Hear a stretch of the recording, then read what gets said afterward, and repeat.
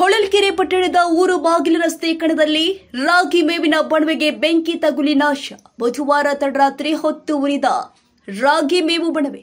ಸುಮಾರು 6 ಟ್ರ್ಯಾಕ್ಟರ್ ಲೋಡ್ನ 1 ಲಕ್ಷ ಮೌಲ್ಯದ ರಾಗಿ ಮೇವು ಬೆಂಕಿಗೆ ಭಸ್ಮ. ಪಟ್ಟಣದ ರೈತ ರಾಜು ಇವರಿಗೆ ಸೇರಿದ ಕಣದಲ್ಲಿ ತಡರಾತ್ರಿ ಬಣವೆಗೆ ಅಕಸ್ಮಾತ್ ತಗುಲಿದ ಬೆಂಕಿ ನಂದಿಸಲು ಸ್ಥಳಕ್ಕೆ ಆಗಮಿಸಿದ ಅಗ್ನಿಶಾಮಕ ದಳ. ಸತತ 5 ಗಂಟೆ ಕಾಲ ಬೆಂಕಿ ನಂದಿಸಲು ಶ್ರಮಿಸಿದ ಅಗ್ನಿಶಾಮಕ ಪೊಲೀಸ್ ಇವರಿಗೆ ಸ್ಥಳೀಯ ರೈತ ಯುವಕರು ಮೈಕೈ ಸುಟ್ಟಾಕೊಂಡು ಮೇವು ರಕ್ಷಣೆಗೆ ಸಾಥ್. ಈಶಣ್ಣ, ನಾಡೇಗ, ಹಾಲೇಶ್, ಮಹೇಶಣ್ಣ ಸೇರಿ 30 ಜನ ಬೆಂಕಿ ನಂದಿಸಲು ಹೋರಾಟ.